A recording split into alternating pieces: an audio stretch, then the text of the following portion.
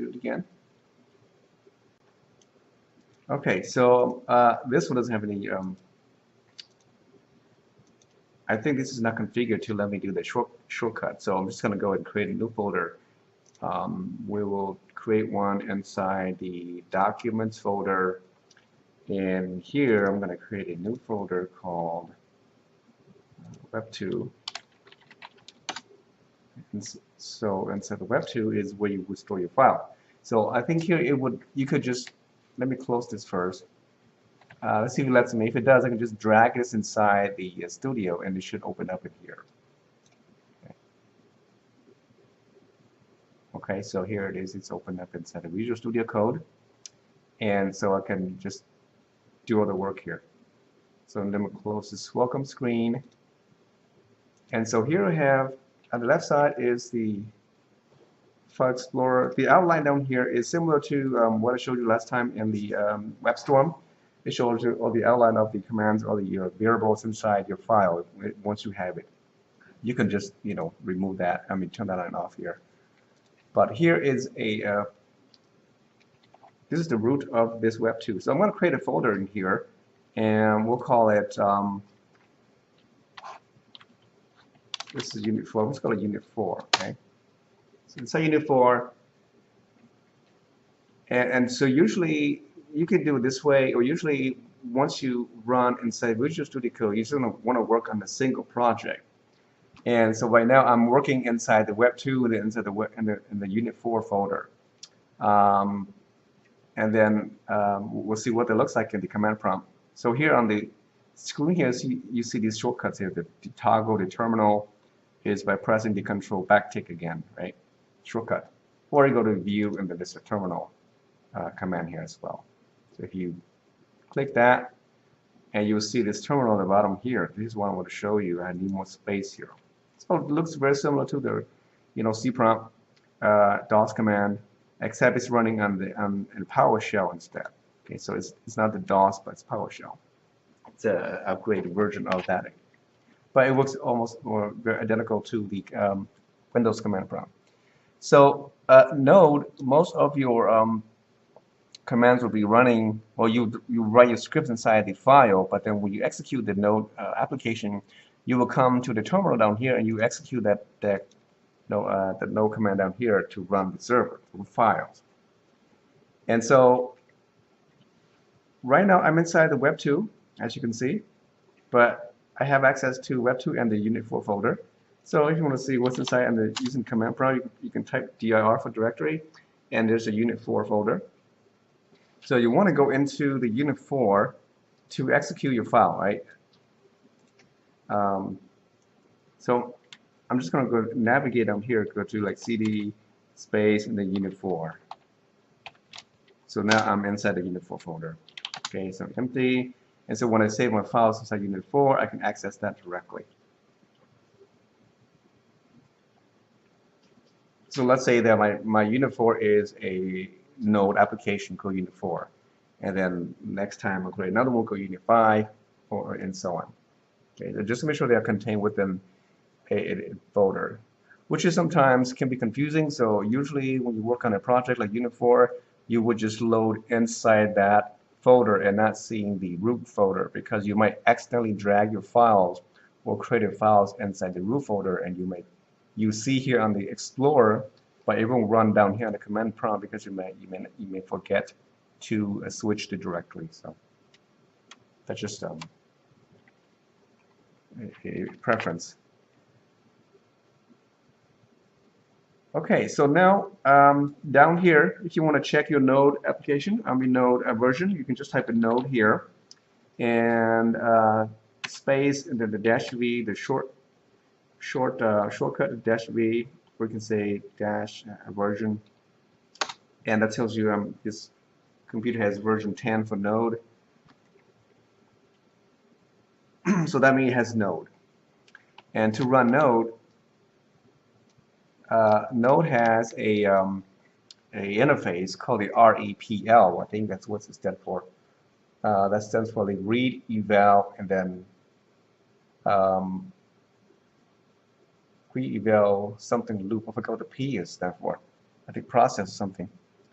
But what it does, if you accidentally type in the word node and hit enter, and you enter into this command prompt here with that angle bracket here, that means that you're now in node mode, and you can start typing your commands in here, kind of similar to Python. So it'll be, you can create variables, functions, expressions. So your code in here will be very similar to if you were to write a JavaScript file. So if you want to do something like console, let's see, log hi, and then if you hit enter, you see the message right here display hi here, right? So you have access to the node interface. And you can create variables, like for var, a is equal to 3, and then you can type in a, and then a gives you 3, right? Just like JavaScript. But it's not very handy because you can only do one file at a time here. So, and also you can't save it to a file. So this is only useful for like you want to test something really quick and so on. So if you are in here, you can just exit it. Exit out from here. Just type in the word .exit, and that should take you out from that command.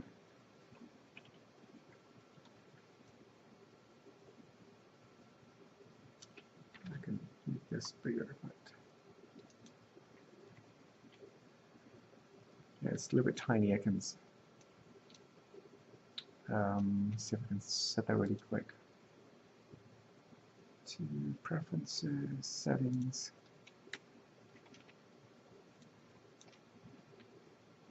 Text editor, font, 14. That makes it a little bit large. Make it 16. What happens? See what happens there. The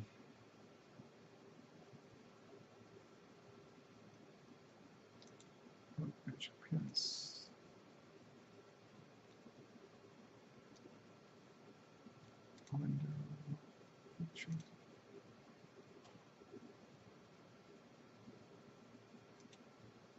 Terminal. Okay, let's make that. Let me change the font size. Oh, here. Let's put 20. See how big that is. Oh, there it is. Much better. Right? Is it better? Yeah, it's probably much better for you on the little screen. Yeah, we're gonna make it a little bigger. It's fine. Yeah, I want to see it. Okay, so that's a terminal, and then inside the command editor, I want to make sure I have enough. Try 16 first and see what happens. Okay, let's save that, and let's close that. All right. So now inside the unit 4, I'm going to create another file, and we'll create this file. Just call it app.js.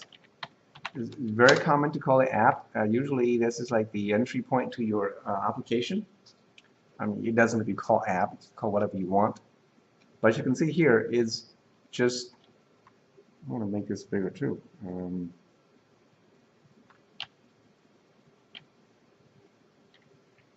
Zooming in,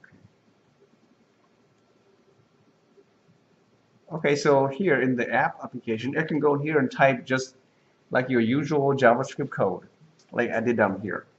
I can say something like console log and then hello, like that, right? Now, even though your scripts or your code you write are purely JavaScript, the console command here is not really part of the window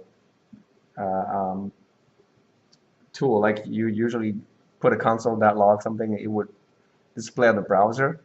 This console here now belongs to the Node application environment instead of the one on the browser.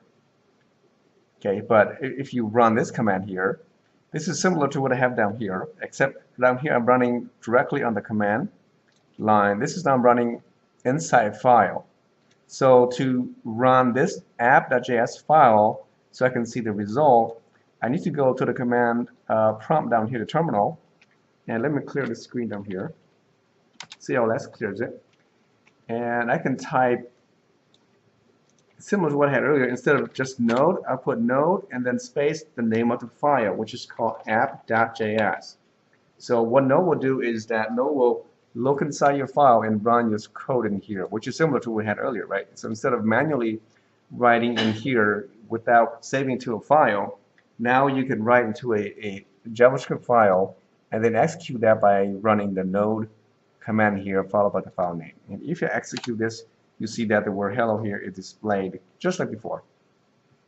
But now you have control of your file, and you can save the files and you can run them locally in the machine. So this console here is a part of the Node framework or environment, and not the window, not one on the browser. So on the browser, for example, if I look at, if you look over here in the browser, that is not this console here. If you remember, we did the console here for the console log. It's the same command, right? This is the browser console. It's on the DOM. And this one here is on the node. So what I showed you earlier about the documentation, let me just show that again over here. On the global objects for the node, there is a, as you can see, there's a console right here. Okay, and that's the one I'm using, this console function here. And I showed you earlier that in the module, the modules here, you have something called a module wrapper. Module wrapper. Okay, it looks like this. This is the, where is it at? Over here. This is the function. If you look at this one here, it looks very similar to what I showed you last week. Remember, you wrap a function with a pair of parentheses. So this is what's called the iffy, right? It's almost like the self-invoking function. Yeah. So you wrap inside here. So in this space right here, inside here, between the curly braces, is actually what you would see inside this file. So all this space in here, inside this JS file, is actually inside here. We just don't see the function. So that means I can access these functions. These are like these are like parameters, but they're local to this module. So I can call the export, the record, the module, and all these file names directly inside here, this space. So that means I can find out what the name of this file is by just running this command. So if I go here, because I'm now inside that space, I can say, you know what, maybe it's better if I just do it. If I copy this, and we won't display it, looks like this, like that, right? It looks like that function. So the space here is what's called the module space. But you can't run like that. I'm just going to comment that out so you can see where the code are located. So everything here is inside the module. That's what I say. It's every JavaScript file is a module. So now I can say, okay, what is the name of this file? It should be called app.js. If I type in the file name here, it will tell me that. So if I go console, I display to the console, put underscore file name, that should tell me the name of this file. It's called app.js. So if I save that, I have to go to the command down here and then run this app again. You just press the up arrow key to load the previous commands. And if I hit enter, and you'll see that it runs the first console log, which is the hello message. The second logs the file name, including the absolute directory, absolute URL to that file, which is the app.js. Okay? So if you were to run the dir name, you will get the directory name, which is unit 4 at that location. So sometimes this is really useful if you want to, map it to the current directory or the current location or a certain directory to run it. But as you can see, because we don't see this function here, it feels as if these are global variables because they look like global variables, but actually they are not really global because we're actually stuck inside another function. Okay. And this exports here, which is a very, very useful property that allows us to export this module called app.js to a different module, because now this is again just a function, and we return basically the whatever we need to return to another file. So that's how the system works. Okay, so that's what this module wrappers is for. So every JS file and node is a module, whether you export it or not. Okay, so now so inside here again, just like JavaScript, it is just pure JavaScript, because that's what Node was built upon, and the main language it is JavaScript. And so you can write functions, and you can do all sorts of stuff just like JavaScript before. So I can say here, put a function here, show message, because it allows us to, because JavaScript allows us to nest function inside other functions, right? That's why it works. Otherwise, this will not work, because we're inside another function, which is an invisible function here. So I can see that in here, and then I can invoke it by showing show message, and then here it is, and I'll get the same thing because I'm just basically using a function now instead of calling directly. And just to make it a little bit more fun, we can add a variable here, and we'll just add a variable called msg for message, and then we'll put the msg here. And so instead of that blank function call, we just say hi node, something like that. So we'll save that. If I go down here and run it again, you see that message is displayed here, and then we'll also printed the file name. So just normal JavaScript stuff. So the difference between Node and this console and the one I showed you over here, this console over here belongs to the window, right? So that means if I put like window.console.log, that's what you get, right? You see that because we're already at the window level, so we don't have to type window because it's redundant. So we just say console log, in alert, and all those properties or functions are at the window level. Now inside Node, because it's not on the browser, this console belongs to a global variable called global. So you can do that if you want.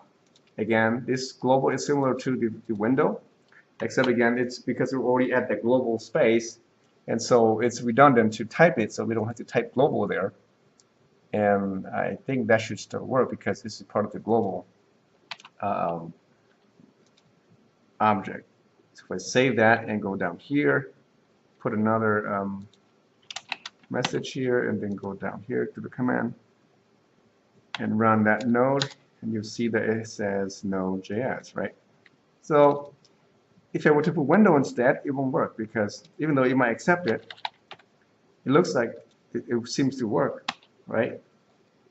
But if you run it, if I save and run it, and you see that there's an error because it does not node, and the node environment, it does not know window. Okay, and vice versa. So that's a little bit confusing there.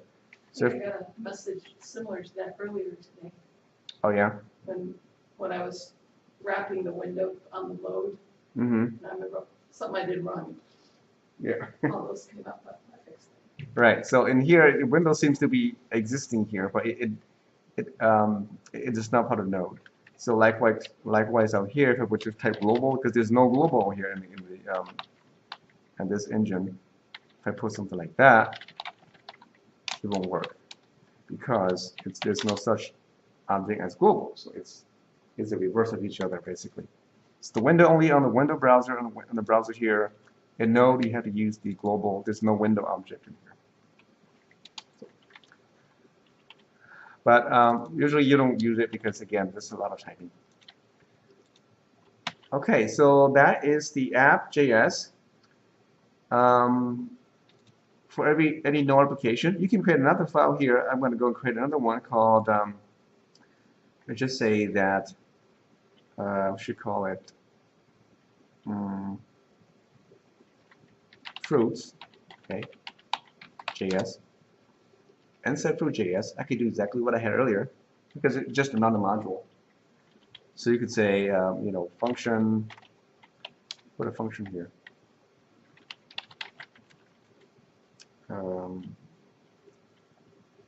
Get fruit. What's this? Yeah, show fruit. You give it like an index number, for example, IDX, and let's just say inside here we have a array. I call it var fruits. It's array of fruits. You can put like apple, banana, and cherry, and then we can print console log the fruits of index, right? And that should print that to the console. And then here you just say show fruit 1. So here again, I have another module called fruits. So let's save that and go down to my command terminal, clear the screen, and if I type in node space fruits, I get banana, right? Just like before. But it's a separate module. How did it know? Oh, because I see show fruits 1. Yeah, I right. missed that. Okay. Yeah, I passed the index to that one. Okay. That looks very familiar to other programming classes we've had too. The array and stuff. Yeah, to get that same, Mm-hmm. to write a function and call a function. So you have app.js and fruits.js. And they're considered modules. So Mhm. do you create modules to do specific tasks and then call those modules from a main piece of code? Mm-hmm. Okay. So the fruits module could have, you know, a lot of functions, or whatever needs to be done inside the fruits module only. And then if there's any function that you want to share, you want to, you know, export out to, say, the app.js to use it, to call it, you will have to export it out. And that's what You could take an individual function and Mhm. export it out. Yeah. So you have 10, but you could take one of the Mhm. functions. you could take one, or you can export all of them. Okay. And then once you export all, then it's accessible from the other modules. You can pick and choose which one you want to call. It's like just like a library of functions available to you. And we'll show you how that's done, Okay. so you can see. I'm getting ahead. Okay, that's good. That's good. But it just seems logically that that's why you would create all these different modules, Mm-hmm. is that to kind of isolate them for specific tasks. Yep, that is the idea. I'm gonna make the text a little bit larger. It's kind of small. I zoom in my screen, but the rest got pretty big. So let's go here. Let's go with 20, and then the terminal. Where is it? Let's go back to 2020. Remember what that is. Terminal. I passed it.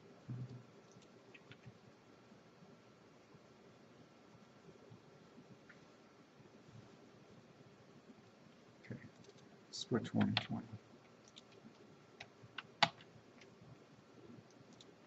Okay, so a little bit bigger. All right, so now I have a function called fruit.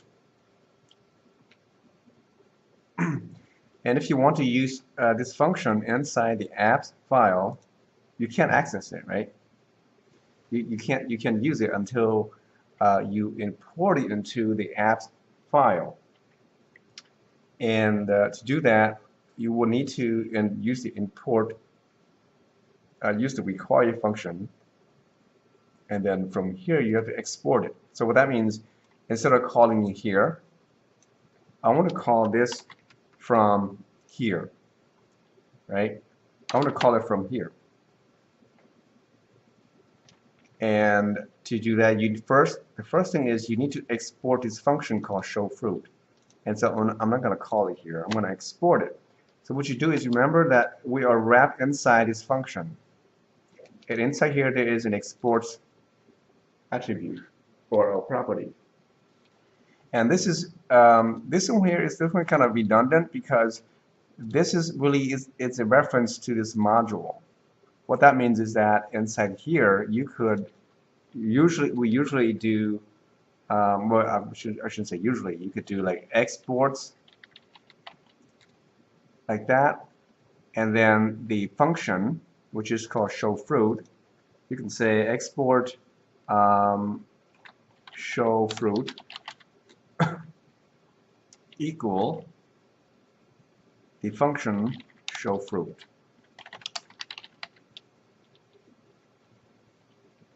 Okay, let's see if that works. And what does it say here? Okay, let's see if this, it does work. Oh, use the other one. So that means I'm exporting this function out to whoever or wherever it wants to be used. And I happen to use the same name here. I think you don't have to. You can call whatever you want, but it's usually you give the same name, so it's not confusing. This function here is this function here. So whatever this is, has to be the correct name here. Be referencing. This is just an object. If you think about it, it's export dot object. It's a property of the object of exports. And now, since I'm exporting that function out, then anywhere in my other modules, I can receive that module by including that in here. So up here somewhere, I have to require, I can use the require, that's just require here. I can require a file called fruits. Okay, so the require function takes a parameter, I think probably more, but one of them is just the, I think just one. The parameter of is the file, the actual file name that contains all the source code. So as you can see, I put a dot slash. The dot slash, that is an indication that it's the same directory, right? If you don't take it out, and if you don't include that, if you just say fruits, if you do that, then what it will do is that node will look into this file from the root directory instead, and you don't want that. So all the core modules are usually being called this way without the slash in front. But if you later on when we import the Express or other modules, you will usually just require and then the name of the module here without the slash, dot slash. But if it's your file, so usually you always want to use that, even though, so to prevent node from looking in the root directory. So it's in the same directory as they are here. This is a file called fruits. I want to import that here, require that, and then I need to set that into a variable called the function name. I can call it f, doesn't matter. Let's see if this works, okay?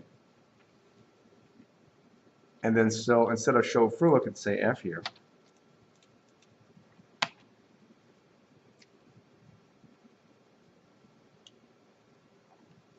If it doesn't work, it'll give me some error. So let's go and save both of those files. Okay, save as well. I'll go down here, and I'm going to run the node.app.js only. So I have an error. So I think it's probably the export is not correct. Okay, so f is not correct because I did not export f. Yeah, I didn't export f. I export a function. Let's see. F is not a function. Okay, I'm going to go in here and do the normal way. I'm going to go and use the module.export here, which is what I mentioned earlier. That usually that it's a reference to the modules. So I put module.export and then the name of that property export, and we'll export that as show fruit to that object, export it out, and I'm going to try again, see if this works.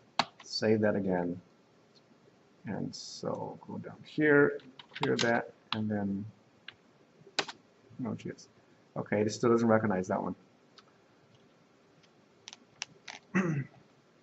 So let's see.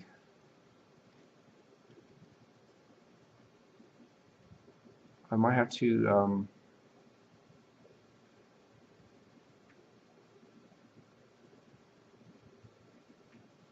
won't have to give the same name or not. I don't think I had to.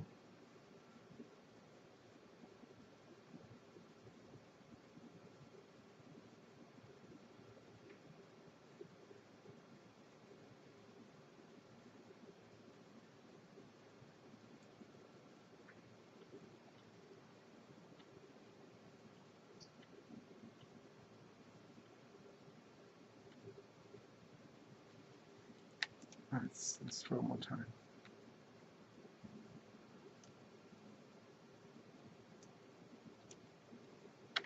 Let me try to show it's the same name again. I don't think it needs to be the same name, but show fruit, show fruit. Save that.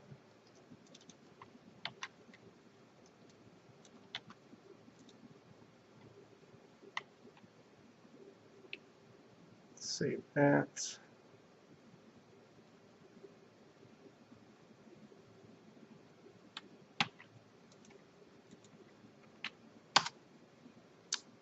Okay, it's not taking it. Let me see, show fruit. I'm gonna go back to F because the F should work. It's just I'll probably do it incorrectly. Let's see, export that one. Let me see why. Show fruit, show fruit.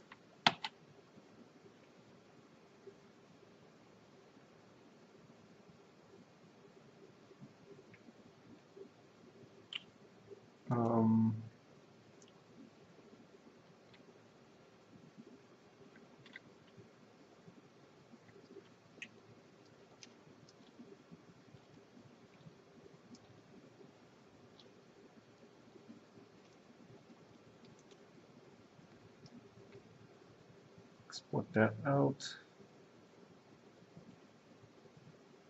And then over here, I was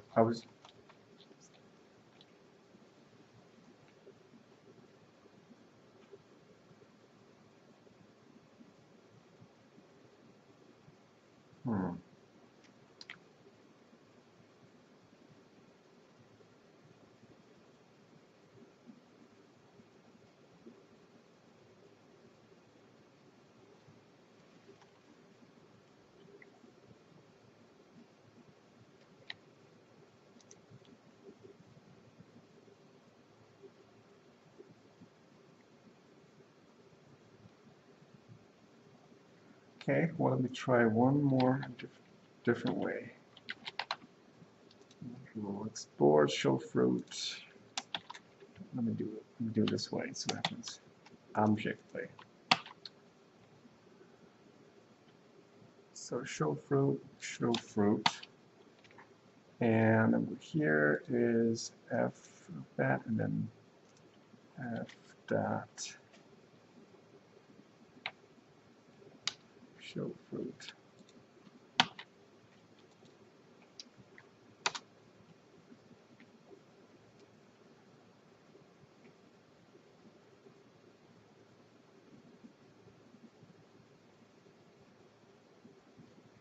I wonder why it's not a function. Okay, I have to figure out why this is not working.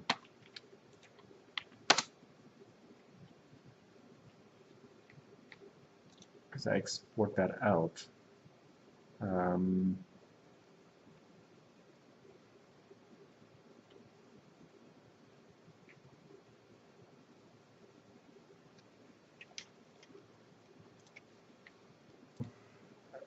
If I call it object, I mean I have to give it a key value pair. So it's show fruit,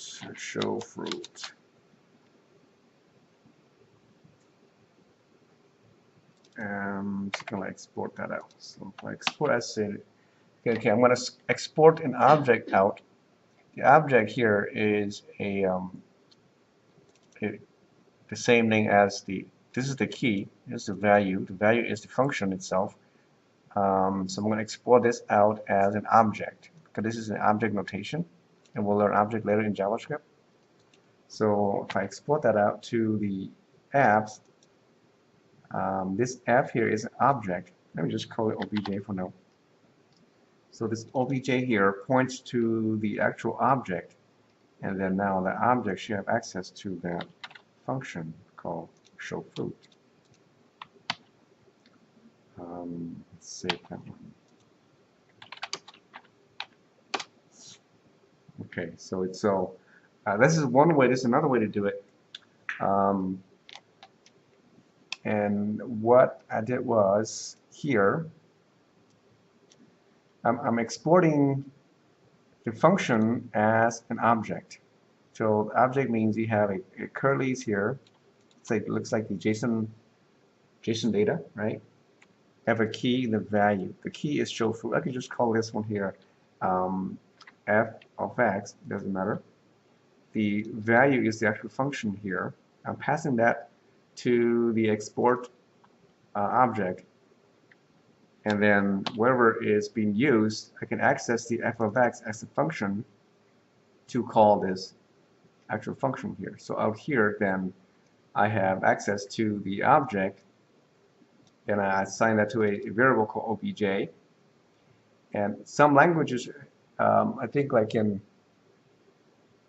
either Angular or Vue, I forgot which one, but you have to give the same name. But in terms of just Node.js, you don't have to use the same name. It could be anything, just a variable name that references the object you pass to this file. And then I can use it down here. If I remove that again, you see that if I type the dot, it tells you I have a function called fx. Okay, this function here is this function here. If I add another one, call it a, and then has a value of 1, 2, 3. Let's save that. This is also a property of this object, so I can access that as well. If I type in again, you see that I have both of those properties available here. So you can call this a, and that will print out whatever it was. I can say console log object a, and that will print that to the console. If I print, or if I log the obj f of x, this is functions I can pass in to. I can get a different value out of that. These also be called because these are local functions in here, and I call that here, right? So I can turn that off. And now I'm only calling the two properties. One is a function, or just a property inside this file, and from here. So let's save that and go down to the command line here, clear the screen, and you see that I have 1, 2, 3 passed through the A, and then cherry is the index of 2 of the verb array here. Okay. So again, you can pick and choose what you want to export. So I could have another function here, and we'll call it fruit2. And if I don't export it here, if I don't include it in the list here, it won't be visible, because now this is only visible locally inside this module. Okay. Maybe for whatever reason, because you need to only use that inside here to do certain calculation, or process some certain data. So you can prevent that from exposing this function to the other module. So in here, if I put a type obj, you see that it's not available here. And so that function here becomes private only to that module, and you can access it indirectly by using other functions that will link to it, and you can pass that here. So using the module export, by exporting as an object. And what I had earlier, I'm not sure why it's not working. You could actually export just the function itself, and it didn't work for me. I'm just wondering why, because it should work. So this is useful for if you want to export a lot of objects, a lot of functions or other properties out to other modules to use it. If you want to export just one, so notice if I do this way, because I'm exporting as an object, I have to use the dot notation to access it, right? Object dot something to access those properties. If you want to use the actual function name without using the dot, you can do it's a one-to-one. And what I did earlier was supposed to work. I'll try it again. Exports dot. Let's just say I'm going to do f of x again. F of x equals, and let me comment this out. Equals.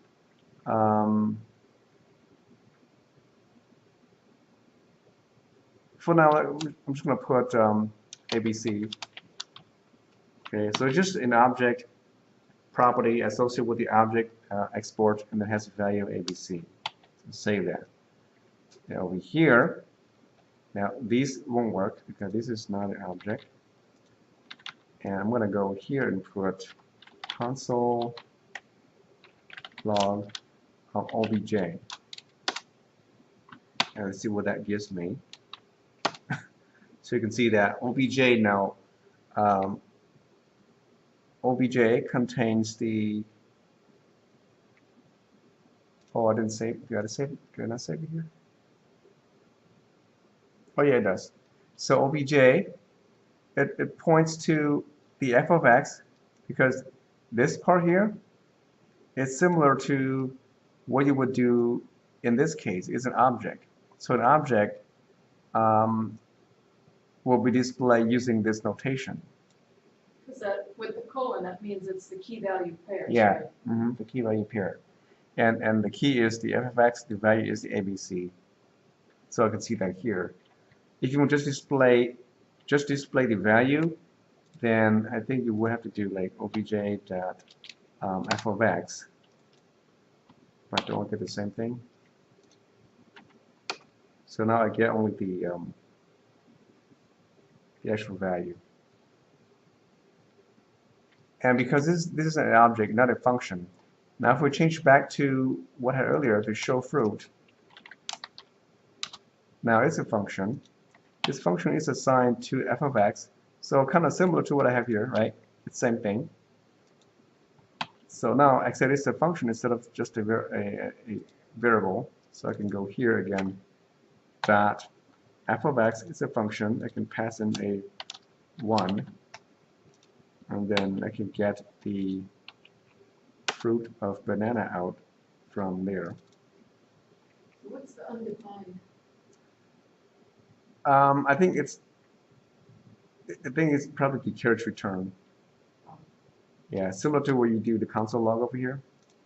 It has an undefined after you hit the carriage return. So that's also getting displayed here for some reason.